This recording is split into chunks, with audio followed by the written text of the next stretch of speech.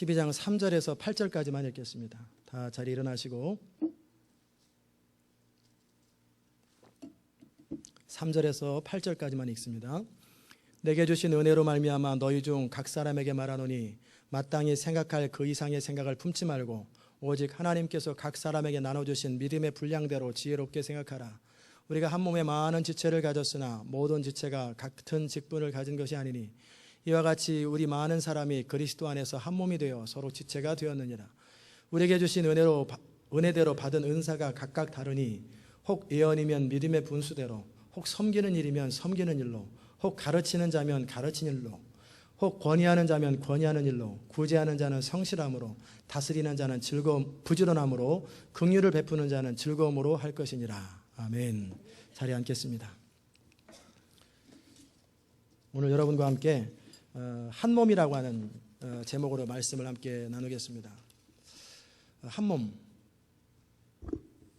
아까 일부 예배 끝나고 갈 때 우리는 한 몸의 지체입니다. 이렇게 서로 인사하라고 그랬는데 제가 어떤 집사님이 여자분이신데 악수하면서 한 몸의 지체입니다. 안 그러고 그냥 우리는 한 몸입니다. 그러니까 제 마음이 이상하게 쑥스럽다.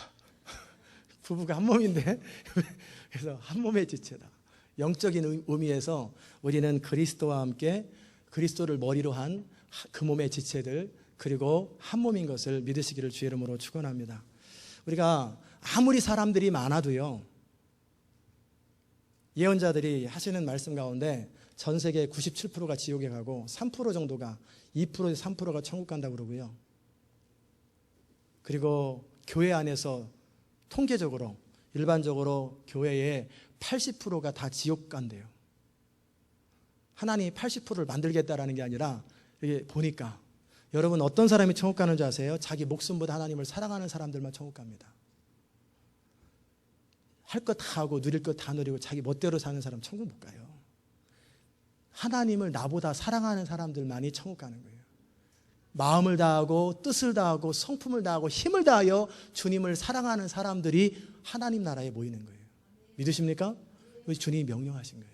정말 그건 중요해요. 저는 여러분 가운데 우리 시온에 속한 성도 가운데 100% 다 천국 갈 수 있기를, 정말 100% 자기 인생보다 하나님을 사랑하는 사람 되기를 주의 이름으로 축원합니다. 이렇게 성령으로 거듭나고 그리스도의 보혈로 거듭난 사람들이 모여 있을 때 그게 교회가 돼요. 여기에 수십만 명이 모여 있다 할지라도 그것이 교회가 아니에요.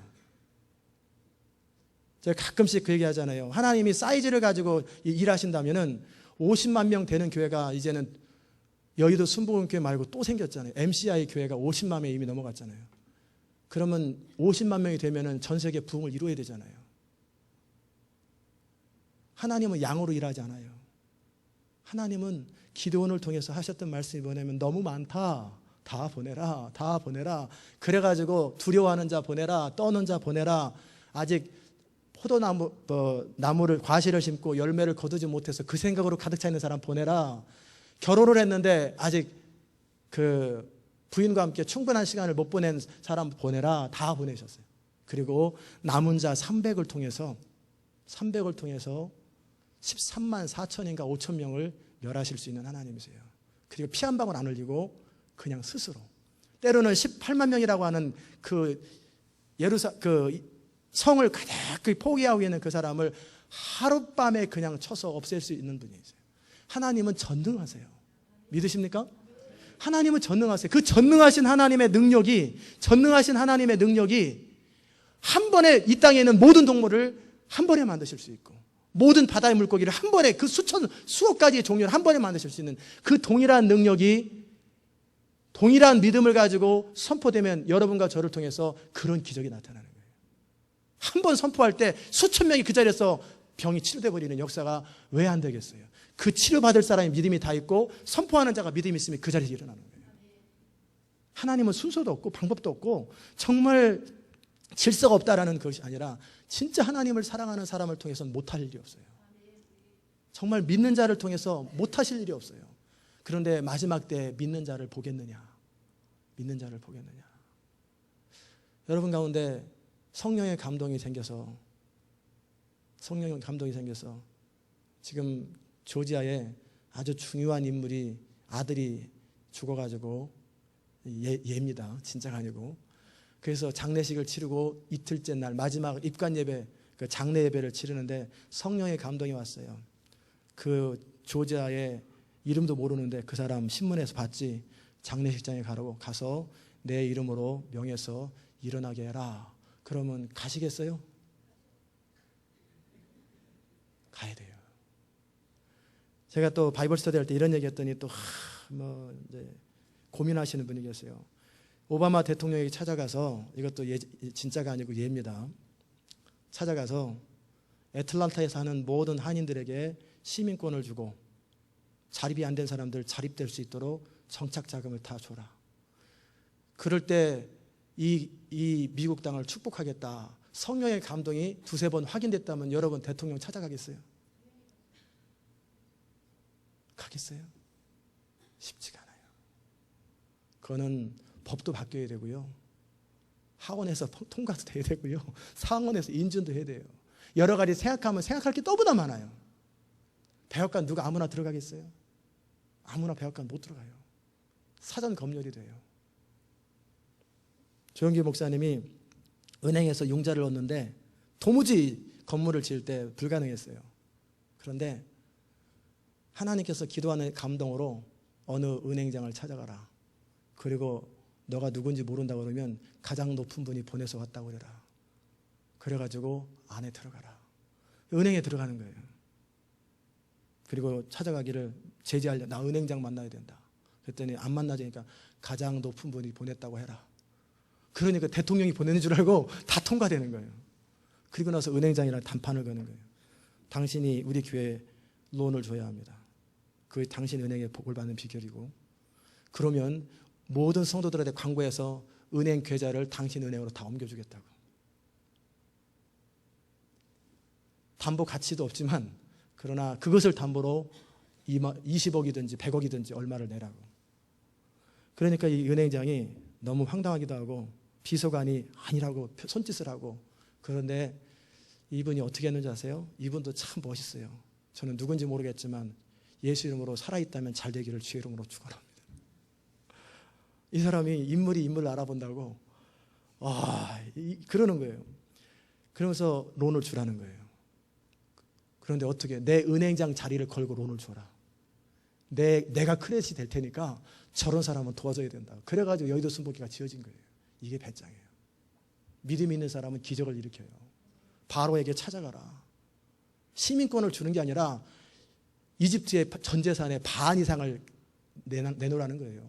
이스라엘 백성들이 농사짓고 모든 걸 다 하는데 내 백성을 보내라. 나중에는 금은 보화까지 다 가지고 가잖아요. 그 말을 하러 가는데 모세는 갔단 말이에요. 하나님의 교회는 바로 그런 거예요. 하나님의 교회는 그런 일을 이루는 거예요. 저는 교회를 이끌어가면서 성도 한 사람 떨어질까 봐 할 말 못하고, 그러면 차라리 장사를 하라고 그러고 싶어요. 장사를 해라. 뭐하러 목회를 하냐. 목회는 성도를 위로하는 부분도 있지만 하나님의 뜻을 따라 하나님이 원하시는 것을 이루어드리는 게 교회예요. 그게 교회지. 무슨 눈치 봐가면서 할 말 못해가면서 그걸 무슨 교회라고. 그러니 그 성도들도 그런 식으로 살지. 그러니까 삶 속에 능력 하나도 없이 맨날 실패하다가, 한 주간 내내 실패하다가 교회 와서 위로나 좀 받고, 그리고 우리 목사님 오늘 위로가 됐습니다. 지지고 볶고 살다가 또 와서, 그건 비참한 인생입니다. 그런 교회는 회개해야 돼요. 교회는 성도들을 제대로 가르쳐서 삶의 자리에서 승리를 하게 하고 성공을 하게 하고 축제처럼 들어와서 여기서 함께 축가를 부르며 행진을 벌이고 한 주간 또 승리할 수 있도록 하고 축제가 벌어지는 게 그게 교회예요. 매 예배 때마다. 그게 교회입니다. 믿습니까? 그게 하나님이 그런 교회를 원하시는 거예요. 그런 교회를 통해서 하나님의 영광을 나타내시는 거예요. 그래서 구원받고 주님을 사랑하며 타협하지 않는 믿음의 사람들을 모아서 하나님의 꿈을 이루는, 그것이 교회예요. 그것이 교회.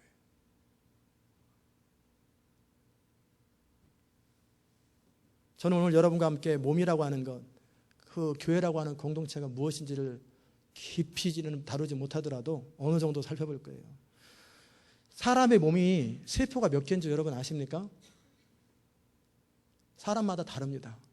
키가 큰 사람은 세포가 더 많고 살이 젖진 사람은 세포가 더 많고 사람마다 다 달라요. 그러나 헤아릴 수 없는 수천억 이상의 세포가 있단 말이에요. 근데 처음부터 그런 게 아니에요.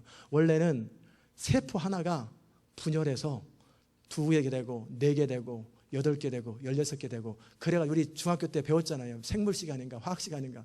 그래서 분열되는 것처럼 교회는 인위적으로 갖다 끌어 모아가지고 이렇게 막 모아서, 이게 교회가 아니에요.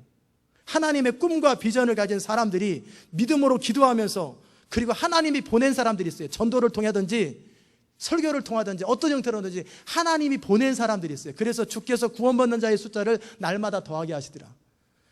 부흥은 사람이 만들어내는 게 아니에요. 뭐 1년 목표를 잡아가지고 이번 1년 목표를 500명으로 합시다. 내년 목표를 1000명으로 합시다. 죄는 아닙니다. 죄는 아니에요. 그러나 목표를 세우는 것은 좋지만 부흥은 그렇게 이루어지는 게 아니에요. 대신에 믿음으로 말미암아 그렇게 타겟을 정하고 최선을 다해 노력하는 것을 하나님이 기뻐하시고 그것을 사용하실 수 있는 거예요. 그러나 부흥은 하나님이 시키시는 거예요. 부흥은 철저하게 하나님의 사람들을 하나님께서 보내시는 거예요. 하나님께서 보내시는 거예요. 그래서 한 사람 한 사람이 하나님의 성령의 특별한 부르심을 받고 어느 한 교회에 모이는 거예요. 근데 우리는 무슨 생각하냐면, 많은 사람들이 어떻게 하다가 조지아에 이사 왔는데 애틀란타에 교회를 찾다가 CD를 듣다 보니까 뭐 이 교회가 좋다는 얘기도 있고, 보니까 뭐 그냥 뭐 나뺀 어떤 사람이 크로고에서 그 인사를 하는데 그 그리팅 우먼이 있어요. 흑인 여자분이신데 아주 인사를 잘해요. 그래서 제가 You are greeting woman 그랬더니 좋아해요. 근데 그 사람이 How are you 그랬더니 Better than worse 그러길래, Better than worse 뭔지 아세요? 나쁘지 않다. 아주 최악은 아니다. 아, 그래, 저 말이 바뀌었으면 좋겠다. 믿음으로 말미암아 좋다고 얘기를 해야 되는데, Better than worse. 여러분은 How are you 그러면은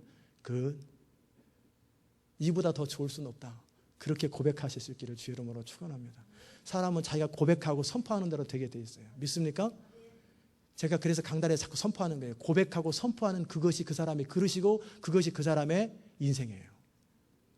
교회는 어느 날 갑자기 CD 듣고 뭐 나쁘지 않다 그래서 온 게 아니라, 성령께서 그때 적절하게 CD를 딱 하니까 없었는데 어떤 사람이 이거 안 들어야 되겠다 딱 넣고 다른 걸 듣고 가는데, 그거를 집어가지고 들어서 그 CD 듣고 오는 게 이게 우연이 되겠어요?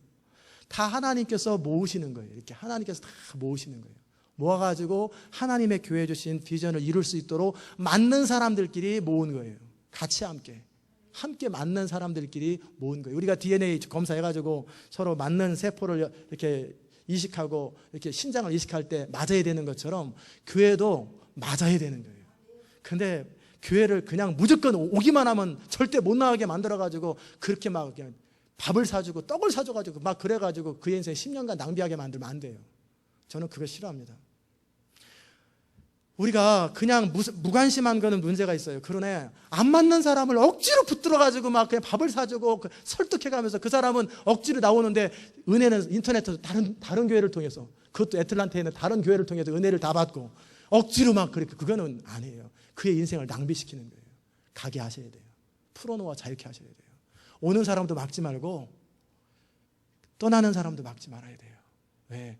그것도 상처받고 떠나면은 달래줘야 되죠. 그러나 그것이 아니라 진짜 맞는 교회를 찾았다라는데 보내줘야 되잖아요. 왜? 전체 교회는 하나님의 교회고 어디 가든지 주머니 돈이 쌈짓돈이라고 다 하나님의 교회인데 우리 교회만 더 커져야 될 필요가 뭐가 있어요? 함께 더불어 하나님의 교회를 세우는 일에 우리 교회에 맞는 사람들이 함께 모여서 우리 교회를 향하신 하나님의 부르심과 비전을 이루어드리면 that's it이에요. 그게 교회예요. 그보다 더 이상 하는 것도 안 돼요. 사람이 바쁜 이유가 뭔지 아세요? 주님이 명하신 것보다 너무 많은 일을 하려니까 바빠요. 게으른 거는 뭐냐면 주님이 명하시는 것조차도 안 하니까 게으른 거예요. 더도 말고 덜도 말고 주님이 명하시는 만큼만 하면은 병도 안 걸리고 번아웃 안 돼요. 근데 목회자들이 번아웃 되는 이유가 주님이 원하는 것보다 너무 많은 일을 해요. 그게 헌신인 줄 알고. 헌신은 헌신이죠. 오래됐으니까. 그렇죠. 무슨 말인지 못 알아들어요. 그분들의 희생을 제가 과소평가하는 게 아니에요. 굉장히 귀한 것입니다. 그러나 때로는 우리가 한번 돌아봐야 돼요. 교회는 하나님이 그렇게 모아주신 사람들이 함께 모여서, 그리고 교회는 그 교회만의 부르심이 있어요. 전체의 부르심은, 우주적인 전체 모든 교회의 부르심은 하나입니다. 하나님의 나라와 영광. 이건 우리 교회 표어가 아니에요.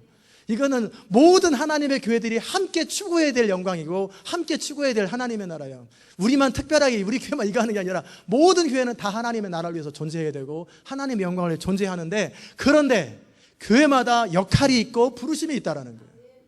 그런데 어떤 사람들은 이 교회 이게 좋다 그러면 똑같이 벤치마킹해서 똑같이 해요. 배우는 것은 좋고 참조하는 것은 좋은데 그것을 그 교회에 맞게 재해석을 하고 다시 만들어서 우리 교회 독특한 스타일로 만드는 것, 그것이 굉장히 중요한 거예요. 오늘 목사님은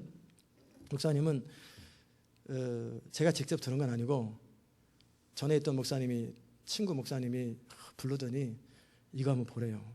그래서 뭔가 봤더니 바인더예요. 바인더가 방안을 꽉 찼어. 이 모든 세미나를 내가 다 다녔어. 근데 나는 전도사 시절부터 세미나를 수백 개를 다녔대요. 그런데 여전히 세미나를 다녀. 여전히 연구해. 근데 60이 다 됐는데 언제까지 연구할 거야? 이제 이뤄야지. 안타까워요. 적당히 배울 만큼 배우고 이제는 내 것을 만들어서 이제 이 교회 자체만의 부르심을 따라 살아가는, 이게 교회입니다. 교회는 다 똑같은 거 아니에요. 교회는 우주적인 교회, 하나의 교회가 있고요. 각자 로컬 처치는 독특한 부르심이 있는 거예요. 그 교회만이 할 수 있는, 공통적으로 할 수 있는 것도 있지만 그 교회만이 할 수 있는 독특한 부르심을 발견하지 못하면 성령의 기름 부음이 없어요. 성령의 기름 부으시면 성령님께서 원하시는 그 일을 이루어 드릴 때 성령의 기름 부으심이 임하는 거예요. 예수님께서 왜 성령의 능력이 한량없고 하나님의 기름 부음이 계속 흘러냐면 내 아버지의 뜻을 행하며 그 일을 온전히 이루는 것이 예수님의 소원이었기 때문에, 하나님의 뜻만을 원하기 때문에 예수님의 사역에는 성령의 기름 부음이 흘러 넘치는 거예요. 교회는 그래야 됩니다. 그래서 모든 교회는 그러기에 같은 비전, 같은 생각, 같은 꿈, 서로 다양성이 있고 서로 스타일이 다르고 경험이 다르지만 공통적인 비전과 공통적인 생각과 공통적인 꿈이 있어야 되는 거예요. 그래야 함께 가는 거예요. 그게 한 몸이라는 거예요. 동상이몽이라는 말 여러분 아시죠? 같은 침대에 자도 서로 전혀 다른 생각을 하는 건 불행이에요. 부부가 같은 꿈을 꾸고 같은 생각을 해야 되잖아요. 밤에 잠잘 때 꾸는 꿈 말고 인생의 꿈을 말하는 거예요. 같은 것을 바라보는 거예요. 그래서 여러분과 제가 제자훈련하는 이유 중에 뭐냐면 하나가 같은 것을 같이 보자라는 거예요. 똑같은 현상을 봤을 때 은사와 부르심이 다르기 때문에 다양하게 해석할 수 있지만 공통적인 분모는 같아야 되는 거예요. 그게 교회예요. 이게 몸입니다. 서로 이 손가락은 보는 기능은 없어요. 그러나 느끼는 기능이 있고 힘은 있어요. 그래서 머리의 지시를 따라 온몸이 하나가 되어서 같은 방향으로 가는 거예요. 자, 머리가 통제합니다. 나는 저 피아노 옆에 가서 피아노를 칠 거다 그랬더니 이쪽 다리는 안 가. 그러는 거예요. 얘는 나는 저거 갈 거야. 그러면 이거 어떻게 되겠어요? 못 가든지 아니면 더 힘을 더하면 찢어지는 거예요. 사방으로. 그러면 산산조각 나는 거예요. 몸이라는 것은 생각이 명하면 눈은 그쪽 향해서 가고 코는 그쪽을 향해서 귀는 그쪽으로 신경 쓰면서 온몸이 집중해서 그쪽으로 가는 게 한 몸입니다. 믿습니까? 이게 하나님의 교회 공동체예요. 그러기에 몸은 유기적인 연합체예요. 유기적인 연합체라는 것은 서로 각자 따로따로 존재하는 것이 아니라 따로따로 모이던 그 사람들이 모여가지고 되는 게 아니라 원래 거듭나면 전체 우주적인 교회의 한 몸의 지체가 되는데 그들 가운데 딱 모여가지고 함께 한 몸을 이뤄서 로컬 처치를 만들고 그 교회가 크게는 전체 우주 교회 속에 하나에 속하는 것이고 그 교회 안에서 한 성도들이 거기에서 한 몸을 이루는 거예요. 그리고 역할이 다르고 기능이 다양한 거예요. 이것을 생각할 때 항상 우선순위는 뭐냐면 어떤 사람들은 성경 말씀을 잘못 인용하는 사람들이 그리고 그거 맞다고 떳떳하게 막 고백하는 사람들 보면은 저는 참 안타까워요. 한 영혼을 위해서 99마리 양을 잃어버리신 예수님, 그것을 엉뚱한 데 갖다 붙이는 거예요. 그 정도 영혼을 사랑한다는 말이라는 거예요. 한 영혼을 그 정도로 사랑한다. 그리고 이미 99마리 양은 모든 것이 다 세틀다운 됐다면, 더 이상 보호가 필요 없을 만큼 우리에 가둬져 있다면 그 한 마리를 찾아가는 것이지. 근데 그것을 가지고 전체 교회 공동체가 해가 당하는 한이 있어도 전체 공동체가 망하는 한이 있어도 그 한 명을 살리라는 것. 이거 갖다가 겉다 두들겨 맞히는 걸 보면은 그게 말이 된다고 생각하는 사람들이 또 모여요. 왜 그러냐면 자기들이 피해의식이 있으니까 그렇게 모이는 거예요. 아니에요. 영혼을 사랑하고 모든 사람이 세이프한 상태에서 한 마리 양이 들어있을 때 그 마리까지 찾아가는 거예요. 그러나 이 한 마리 양이 완전히 염소처럼 교회를 헤집고 다니는데 이 교회를 보호하지 않고 그 한 마리 영혼을 위해서 하면 하나님은 그런 교회를 버려버리십니다. 제가 어렸을 때 있었던 교회가 무슨 일이 있었냐면 구역에서 스캔들이 나가지고 이 남자는 부인이 따로 있고 이 여자도 남편이 따로 있는데 이 둘이 눈 맞아가지고 돌아다니는 거예요. 그래서 세상 사람들이 더 먼저 알아요. 그런데 그것 때문에 옥신각신하는 거예요. 목사님은 그들도 불쌍하지 않냐, 그걸 징계하면 그들이 교회를 떠나고 그들이 인생에 뭐가 되겠냐. 장로님들은 아닙니다, 교회를 보호해야 됩니다. 근데 청년이 저한테 목사님 물어봤어요. 자네 생각은, 고 선생 생각은 어떠냐고. 징계하십시오. 하나님의 교회가 거룩을 잃어버리면 그건 교회가 아닙니다. 거룩은 거룩이고 원칙은 원칙입니다. 그들의 영혼은 회개하고 하나님께서 다른 방법으로 하나님께서 그들을 인도하실 거니까 하나님의 손에 맡겨드리고 교회를 거룩하게 보존해야 합니다. 그 말이 힘을 얻으셨는지 그 다음 주에 징계됐어요. 그래서 두 가정이 떠나버렸어요. 그리고 그 교회가 안정이 됐고 그 교회가 계속 세틀다운 되는 거예요. 무엇이 중요한지 무엇이 덜 중요한지, 아무리 힘들어도 문둥병이 있고 아무리 힘들어도 다리에가 썩어서 들어가면 잘라버려야 되잖아요. 자를 건 자르고 보호할 건 보호하는 거예요. 그래서 항상 우선순위가 뭐냐면 전체 공동체예요. 전체 공동체가 어디로 가는가, 전체 공동체가 무엇이 유익한가, 이게 굉장히 중요한 거예요. 그러는 과정 속에 전체 공동체가 다 안전하고 세이프할 때는 이 손가락에 가시 박힌 것조차도 빼줘야 돼요. 이빨로 빼든지 벤치로 빼든지.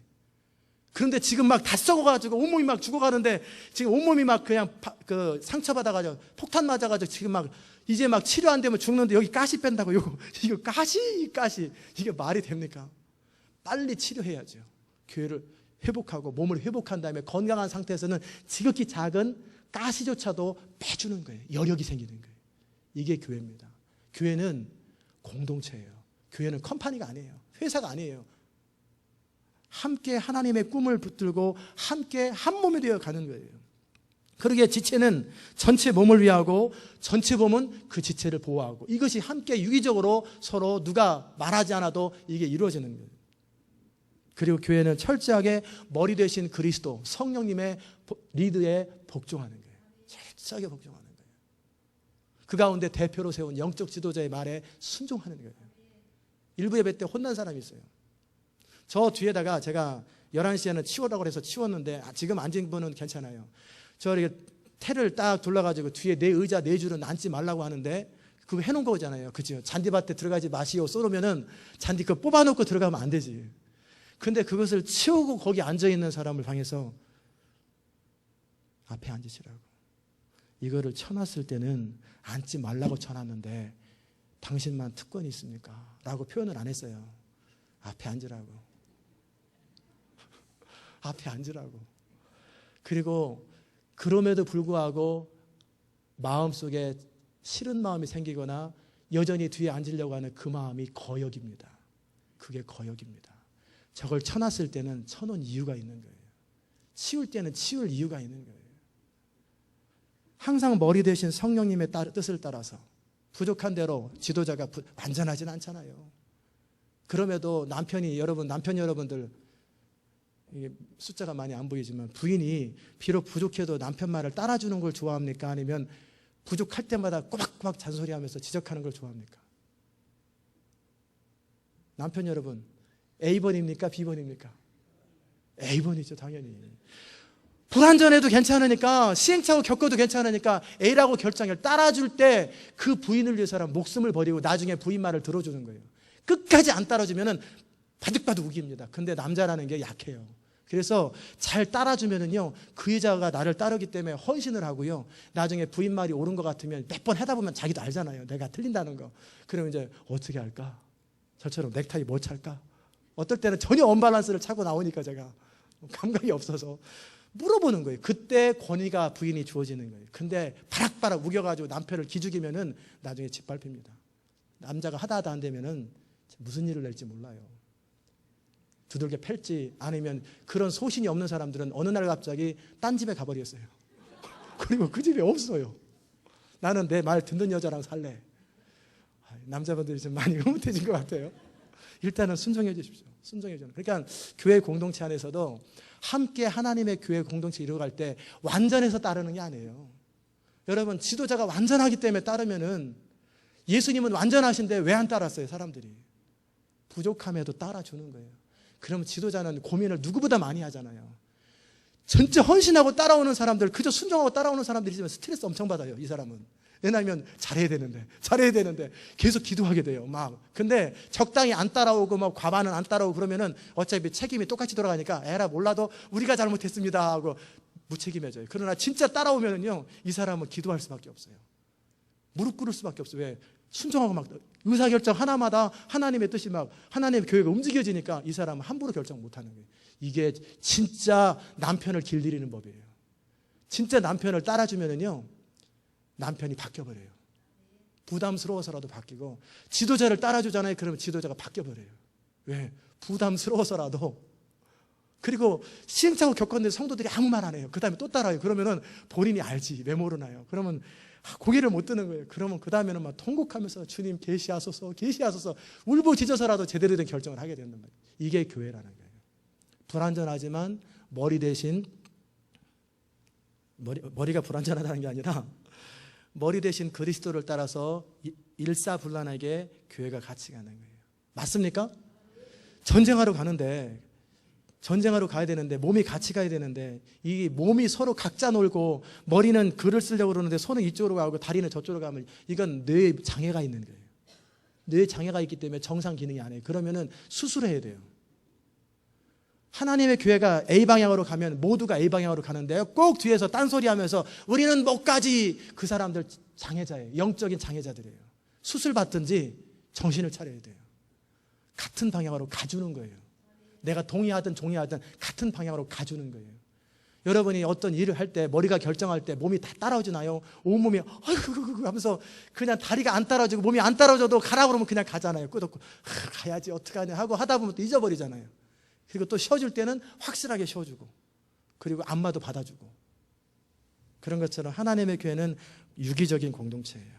독자적으로 움직이는 게 아니라 함께 움직이는 거고, 전체는 지체를 향하고 지체는 전체를 향해서 서로가 함께 상호 기능을 하는 것, 그게 교회입니다.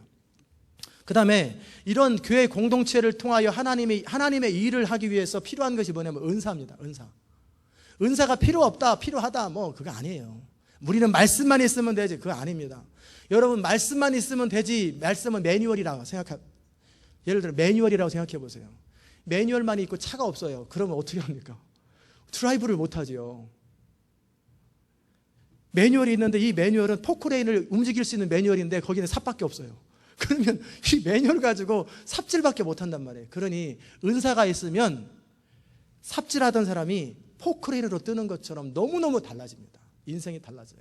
그러게 하나님은 하나님의 교회의 몸된 공동체에 하나님의 목표와 하나님의 뜻을 위하여 은사를 허락하십니다. 그런데 은사에서 기본적인 원리가 있어요. 은사의 첫 번째 원리는 뭐냐면, 이 모든 은사는 은혜로 주어지는 것입니다. 오늘 은혜라는 것하고 노력하고 함께 그 부분도 함께 같이 서로 조화를 이룰 텐데, 모든 은사는 하나님이 임의로, 성령께서 임의로 주시되 은혜로 주어지는 거예요. 그렇기 때문에 내가 100일 기도를 작정했더니 능력을 주셨다. 천만의 말씀입니다. 내가 방언 기도를 많이 했더니 뭐 통역이 생기고 뭐가 생긴다. 그러면 어떤 사람은 방언 기도 저보다 많이 했는데 통역이 안 생기고 예언이 안 생기면 그러면 누구 차별하냐? 그거 아니에요. 하나님이 그 노력들을 사용하긴 하지만 그럼에도 불구하고 주권은 누구한테 있어요? 하나님께 있는 거예요. 하나님이 필요에 따라, 저는 제 자신을 볼 때 어찌 보면 웃겨요. 하나님이 제게 허락하신 은사나 능력보다 노력을 더하네요. 무슨 말이냐면 실제 제 자격보다 너무 많은 것들이 주어지더라는 거예요. 실제 제가 가지고 있는 것보다 너무 많은 은혜가 쏟아지더라는 거예요. 그래서 은혜로 은혜되게 하는 거예요. 그러니까 저는 머리로 신삼아서 주님께 드려도 저는 할 말이 없어요. 정말 주님이 제게 베푸신 은혜를 무엇으로 보답할고 다윗의 고백처럼 너무너무 은혜가 큰 거예요. 이 부족한 자들에게, 이 부족한 자에게 하나님 베푸신 게 얼마나 큰지 몰라요. 그러기에 모든 은사는 첫째는 성령의 뜻이고 하나님의 주권이에요. 그러기에 하나님이 하시는 일에 대해서 누가 옳고 그르고 맞고 틀리고 시기하고 질투하는 것은 이건 있을 수 없는 일이에요. 하나님이 하나님의 교회의 필요를 위해서 필요한 사람에게 필요한 것을 주는 것은 하나님의 뜻입니다. 두 번째는 모든 은사의 원리는 사랑을 따라 구하라. 근데 어떤 사람은 오해를 해요. 은사 가운데 가장 큰 은사는 사랑의 은사. 아니에요. 무슨 사랑의 은사예요. 사랑은 기본입니다. 모든 은사의 기본이고 모든 성도의 기본이 가장 누구나 공통적으로 훈련되어야 될 게 사랑은 훈련되는 거예요. 이것은 다른 것보다 사랑만 있으면 된다가 아니라 사랑이 가장 중요한 거예요.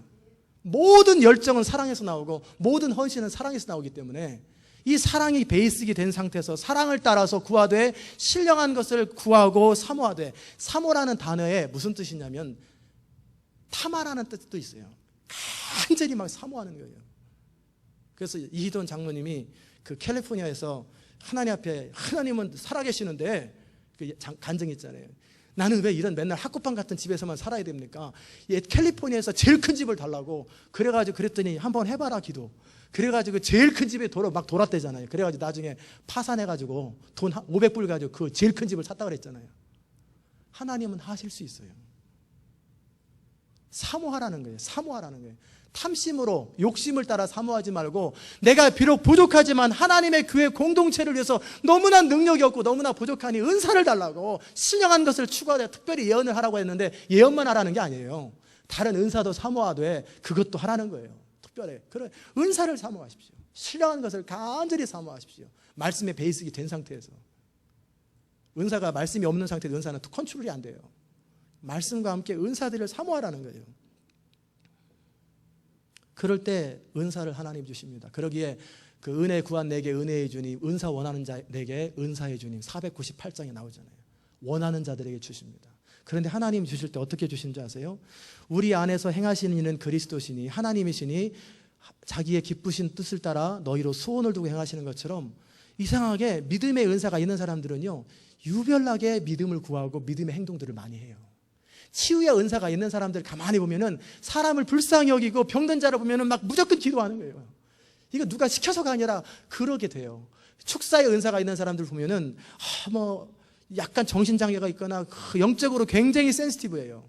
그래서 그것을 감지하고 막 기도하고 그런 사람이 축사의 은사가 생겨요. 우리 교회는 도시를 깨우는 그런 쪽에 부르심이 있잖아요. 그러니까 맨날 도시 그러잖아요. 그러니까 도시 돈다고 그러고 맨날 도시 이름 써놓고 그게 괜히 그러겠어요. 성령께서 우리로 소원을 두고 행하셔서 당신의 기쁘신 뜻을 이루시는 거예요. 하나님의 거룩한 소원을 따라. 그러면 소원을 주셨으면은 소원을 가지고 썩혀두지 말고 구하는 거예요. 끝까지 구하는 거예요.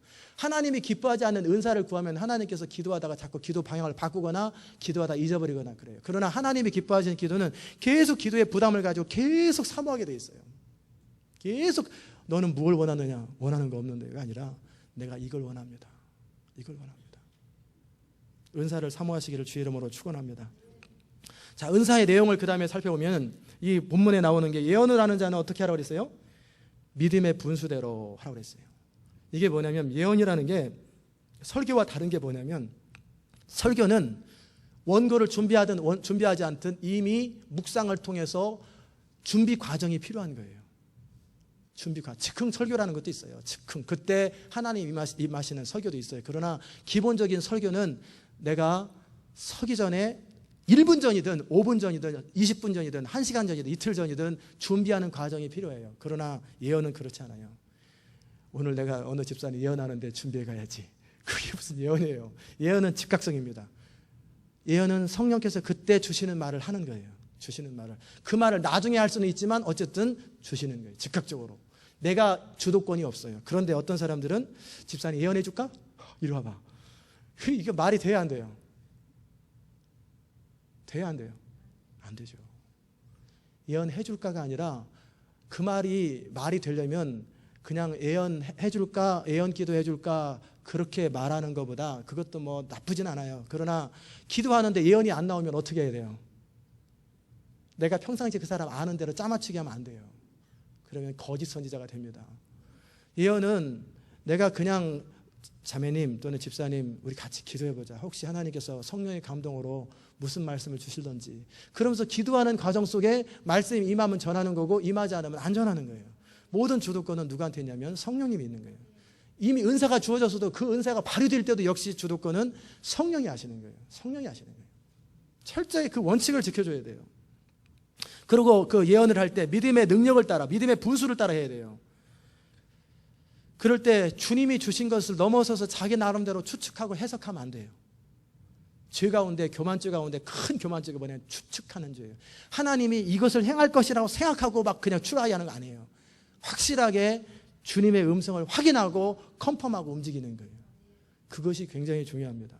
그러기에 영을 분별하는 거예요. 그러기에 차서를 따라 두세 사람이 예언하고 그 나머지 사람들은 그 예언이 하나님으로부터 왔는지 아닌지를 분별하라는 거예요. 분별하라. 자기 나름대로 생각이 섞이기도 해요. 예언을 하는 과정 속에 섞여요. 그런데 어떻게 예언이 이루어지냐면 하나님께서 우리에게 어떤 말로 예언할 수도 있고 그림으로 보여줄 수도 있어요. 그런데 그 그림을 보는 순간 이 사람은 자기 나름대로 해석하면 안 되고 그림을 봄과 동시에 어떤 그것이 무슨 뜻인지 본인이 알아요. 그런데 때로는 하나님께서 정확한 단어를 지정해서 그냥 말하게 하실 수도 있어요. 정확한 단어를 사용해서. 그런데 때로는 정확한 단어가 아니라 어떤 방향으로 어떤 내용을 하는데 그 단어를 선택하는 데 있어서 우리가 가지고 있는 단어의 분량 안에서 선택하는 경우가 많아요. 그러기에 도대체 성경의 지식이 하나도 없는 사람들은 성경 말씀을 통해 예언이 안 나와요. 왜냐하면 성경이 머릿속에 텅 비어 있으니까. 그러니까 그 사람이 알고 있는 용어를 가지고 가령 도박을 좋아하는 사람 그 하나님 앞에 올인하라고 합니다. 뭐 이런 소리 나는 그래서 그런 용어를 그 사람이 알고 있는 게 하나님의 마음은 그건데 아는 단어가 그런 거밖에 없으니까 뭐 주님을 오야봉으로 섬기라고 합니다. 뭐 이런 식으로 이렇게 그게 그 사람이 알고 있는 단어를 하나님이 사용하시는 거예요. 그러기에 여러분의 언어를 고르게 하고 많은 책을 읽고 특별히 성경을 무시로 읽으면 성령께서 꼭 예언은 아니더라도요. 여러분이 신방 받을 때 제가 그렇게 합니다. 오늘 새벽 기도 때 앉아가지고 설교를 묵상해가지고 신방 가는 게 아니에요. 기도합니다. 하나님 어느 가정에 신방 가는데 무슨 말씀을 전해야 합니까? 성경 말씀이 탁 떠올라요. 근데 머릿속에 성경 말씀이 없으면 떠오를까요? 안 떠오를까요? 안 떠오르죠.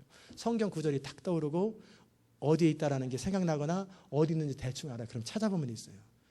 그러면 그걸 왜 전해야 됩니까? 라고 물어봅니다. 그러면 똑같은 말씀을 전하더라도 뉘앙스가 틀려요. 전하는 색깔이 틀려요. 그것까지 받고 그리고 나서 그 현장에서 또 한 번 기도하는 거예요. 컨펌을 또 하는 거예요. 그렇게 말씀을 전해요. 그것이 어찌 보면 비슷한 예언이죠. 그래서 항상 예언은 성령의 통제를 받아야 되고 그걸 분별해야 돼요. 그리고 과장하거나 만들어내면 안 돼요. 그러면 상처받습니다. 왜냐하면 나는 좋은 마음으로 좋은 뜻으로 막 과장을 했는데 안 해도 될 말을 하고 해서는 안 되는 말을 막 집어넣었어요. 그러면 다른 거 다 잊어버리고 본론을 잊어버리고 그거 하나 붙들고 있단 말이에요. 그러다가 안 되면은 하나님에 대한 불신앙이 생겨요. 그러게 예언을 하는 자는 검증을 하고 굉장히 조심해야 돼요. 조심하고 함부로 입을 벌리는 거 아니에요. 정말 성령의 말하게 하심을 따라 말하고 성령이 부담을 안 주고 감동을 안 주고 말을 안 주면 하면 안 돼. 그냥 축복기도 하면 돼요. 그냥 예언을 했다가 축복기도 하면 되는 거지. 축복도 좋은 거니까. 축복은 어찌 보면 직접적인 계시는 아니지만 우리 영을 통해서 하나님께서 그에게 기도하게 함으로써 우리 기도를 통해 하나님이 이루시면 되잖아요. 이렇게 되든 저렇게 되든 되어지게 좋으면 되잖아요. 그 다음에 섬김의 은사가 있어요.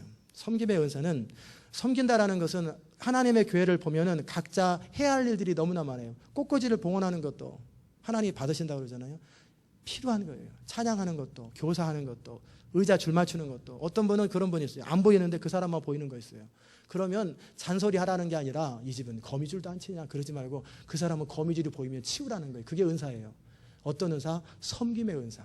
하나님의 교회 공동체를 이끌어가는 데 있어서 필요한 은사들이 각 사람에게 다양하게 주어지는 그 은사를 활용하는 거예요. 아멘? 여러분이 마음에 부담이 있거나 또 어떤 그 기도 가운데 생각이 있으면 하라는 거예요. 깃발 얘기도 했을 때 내가 깃발이 얼마가 되든지 하고 싶다. 그러면 여러분이 기도 가운데 얼마를 할까요? 가지고 그냥 하세요. 2사람도 좋고 3사람도 좋고 감동이 되면 하는 거예요. 돈이 없어도 괜찮아요. 그러면 길을 여시는 분, 광야의 길을 만드시고 사막을 만드시는 분은 하나님이십니다. 그렇다고 충동적으로 하라는 게 아니고 충동하고 감동하고는 틀립니다. 충동은 자기로부터 나와요. 거기 안에 여러 가지 욕구들을 통해서 나와요. 그러나 성령의 감동은 사심이 없고 이기심이 없는 상태에서 성령께서 내 영을 통해서 주시는 감동이에요. 그 일을 이루어드리는 거예요. 가르치는 자는 어떻게 하라고 그랬어요? 가르치는 것. 가르치는 것과 권위의 은사의 차이가 뭐냐면 가르치는 것은 지성에 호소합니다. 논리적인 배열을 통해서 언어를 만들어서 그걸 가지고 이것이 옳다 그르다 지금 제가 가르침을 전달하는 거예요. 가르침. 설교에 가르침도 있고 예언도 있고 여러 가지 있잖아요. 권면도 있고 그런 것처럼 가르침을 통해서 지성을 깨닫게 하는 거예요. 그러나 권위의 은사는 권위하는 자인데 권위는 뭐냐면 사람을 위로하는 것이 아니라 그들의 양심과 의지에 적용하고 자극하고 순종하도록 해주는 거예요. 찰스 핀이라든지 휘필트라든지 하웰 해리스 이런 사람들은 이런 가르침의 은사보다는 권위의 은사가 탁월해요. 그러니까 메시지 가운데 그 말씀을 들은 사람들이 그냥 통곡해버려요. 그리고 막 어떤 부담이 되냐면 가르침의 은사만 많은 사람들은 깨닫고 그렇게 해야 되겠구나 이런 마음이 들어요. 성도들이. 그러나 권위의 은사가 있는 사람들은 그 말씀을 전하면 사람들이 충격을 받고 안 할 수 없어요. 이게 막 하나님으로부터 왔다라는 부담 때문에 막 해야 된다는 순종이 막 저절로 돼요. 그래서 말씀을 전할 때 권위의 은사가 있는 사람이 말씀을 전하면 양심이 바로 터치돼 버려요. 의지가 터치되고 순종이 일어나 버려요. 그게 특별히 하웰 해리스라는 사람은 때로는 준비 없이 말씀을 준비 없이도 그냥 서기만 하면 하나님께서 말씀을 그의 입술을 사용하는데 파토스를 열정을 통해서 사람들에게 말씀을 선포하면 사람들이 그 자리에서 통곡하고 회개하고 변화돼 버려요. 그리고 그 자리에서 막 나눠주고 그런 일들이 현실적으로 발생해요. 그게 권위예요. 권위의 은사. 이게 어서리티 이게 아니라 사람들에게 그걸 하는 거예요. 그럴 때 신방을 가도 마찬가지입니다. 신방을 가도 때로는 위로할 때도 있어요. 위로를 통해서 그의 마음을 결정할 때도 있어요. 확인할 때도 있어요. 그러나 때로는 어떤 말을 하면 그 사람에게 하나님의 계시처럼 완전히 임해버리는 거예요. 그래가지고 그의 삶이 바뀌어버리는 거예요. 그렇게 할 수도 있어요. 이게 은사입니다. 그 다음에 구제하는 자는 어떻게 하라고 그랬냐면 성실함을 하라고 그랬어요. 구제하는 자는 뭐냐면 내가 남에게 줄 수 있는 무엇이라도 하다못해 페인트 칠하는 기술이든 내가 어떤 것을 가지고 있다 할지라도 그 도움이 필요한 사람에게 나눠주려고 하는 마음이 구제하는 거예요. 근데 그런 마음이 남들보다 유난히 강한 사람이 있어요. 구제하는 은사. 그런 사람들이 해야 될 마음가짐 뭐냐면 성실함이에요. 왜 성실함이 필요한지 아세요? 나는 형편에 따라 나눠주는데 그 사람은 그게 전부예요. 가령 선교지를 지원할 때 기분 내키면 지원하고 기분 안 내키면 안 지원하면 선교지가 어떻게 되겠어요? 플랜을 못 짜요. 근데 그것이 생활비라면 우리는 나눠서 드리는데 선교지에서는 그 돈이 없으면 한 달을 굶는 거예요. 그럼 우리는 쉽게 말하죠. 까마귀가 먹이겠지. 그렇게 무책임한 말을 해요. 작정했을 때는 성실함으로 보내야 돼요. 성실함으로 계속해서. 그래서 그들이 그것을 통해 살 수 있도록. 그래서 구제하는 자는 동기가 일단 순진해야 되고 순전해야 되고 성실함으로 해줘야 돼요. 그래야 그 사람이 생활이 되거나 그 사람이 되는 거예요. 그 다음에 다스리는 자는 부지런함으로 하라고 그랬어요. 이게 왜 필요하냐면 여러분이 누군가를 양육하고 누군가를 지도하고 누군가를 훈련할 때 열정이 없으면 하나만아예요. 사람이 변화되는 것은 열정을 통해 변화됩니다. 패션을 통해 변화되지 가르침을 통해 변화되는 게 아니에요. 지식은 지식일 뿐이에요. 그 지식에 파토스가 들어가야 돼요. 내가 그 어떤 전하는 것에 굉장한 열정이 있으면 열정이 전염돼서 그 사람을 사로잡아 버리는 거예요. 그런데 그 열정이 없으면 하지 말아야 돼요. 괜히 땜빵은 했는데 코스는 지났는데 하나만 해. 처음부터 다시 해야 돼. 그 열정이 없는 상태에서 가르치는 거예요. 그 열정은 뭐냐면 그 영혼을 놓고 내가 이끌고 지도하려면 그 영혼을 내 자식보다 소중히 여기고 그토록 기도하고 그 사람을 놓고 밤잠 안 자고 그 사람의 행동을 살피면서 하나님 앞에 계속 기도를 아뢰고 그 사람에게 때로는 혼내고 그 사람하고 씨름하고 그 정도 패션이 있을 때 사람을 지도할 수 있는 거예요. 그게 다스리는. 그거 없이 사람이 안 바뀌어요. 해산의 수고를 해야 돼요. 다스리는 자는. 그러니까 부지런함이 없는 사람이 오늘 컨디션도 그런데 오늘 성경 공부하지 말죠. 그 좋으네요. 오늘 어때요? 할래요? 좀 그냥 할까요? 네, 그럼 합시다. 네, 좀 쉴까요? 네, 쉽시다. 그러면 받다가 처음에는 우리 목사님 젠틀해. 그러다가 나중에 이거 해서 뭐하냐 이거. 이런 마음이 딱 생기는 거예요. 때로는 힘들어도 강력하게 따라가서 변화되고 삶이 뒤집어지면 고마워한단 말이에요. 다스리는 자는 부지런함으로 열정적으로 부지런하여 게으르지 말고 열심을 품고 주를 섬기실 수 있기를 주의 이름으로 축원합니다. 부지런하세요.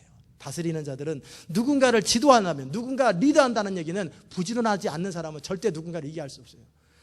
리더는 부지런해요. 남보다 먼저 일어나고 늦게 자고 남보다 못 보는 걸 보고 안 하는 걸 하고 날마다 찾고 다니는 게 그게 리더예요. 종업원과 주인의 차이가 뭔지 아세요? 제가 신방 가보면 금방 알아요. 저 사람이 종업원인지 리더인지. 탁 보면은 전화 받으면서도 막 이렇게 씻고 다니는 사람이 있어요. 이 사람은 종업원 아니에요. 주인이에요. 종업원은 시키는 거면 시키는 것만 해요. 시키는 것만 하고 또 쉬었다가 뭐 하나 또 시키는 게 종업원이에요. 그러나 주인은 틈만 나면 밥 나눠주면서 따로 집어오면서 가면서 설거지 해가면서 모든 것을 다 하는 거예요. 왜? 열정이 있기 때문에. 그게 지도자예요. 지도자가 된다는 것은 열정적이어야 되고, 지도자가 된다는 건 부지런해야 돼요. 굉장히 부지런해야 돼요. 남들보다 더 수고를 하는 거예요. 남들은 다 모였는데 안 와. 15분 늦어. 지도자가. 이 집사님 이래저래서요 어쩌고 저쩌고 하는데 근데 매주 그래. 그거 안 됩니다. 익스큐즈를 하면 안 돼요. 항상 익스큐즈가 없어야 돼요. 그리고 성실함으로, 부지런함으로. 그 다음에 긍휼을 베푸는 자는 어떻게 하라고 그랬냐면 즐거움으로 하라. 우리 교회 간호사들이 있죠. 불쌍한 자들. 간호원이 주사를 줄 때 너 한번 아파봐라 해가지고 팍 찔러가지고 톡톡톡 참아야 됩니다. 사실은 그렇게 안 해도 되는데 흔들어가지고 거기다 적당히 살살 넣어야 되는데 팍 눌러가지고 쑥 들어가기만 빨라야 됩니다. 사실은 안 그래도 되는데. 그런데 그렇게 맞을 때 공포하잖아요. 공포. 가뜩이나 약자인데, 환자는 약자잖아요, 의사 앞에. 그런데 따뜻하게 말하고 그 마음을 위로하고 그러면서 해석하고 불쌍히 여기고 힘드시죠? 그러나 조금 감당해야 됩니다.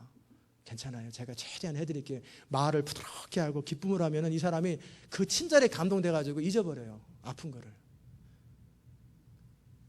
내 몸이 천근만근 힘들어도 복도를 걸어갈 때는 너무 힘들게 걸어가지만 일단 환자방에 딱 들어가는 순간에 마치 아무 일도 없었던 것처럼 기쁨으로 그럼요. 이게 긍휼을 베푸는 자는 그 일을 그렇게 해야 돼요. 그런데 이게 쉽지가 않잖아요. 그래서 치유 은사가 어려운 거예요.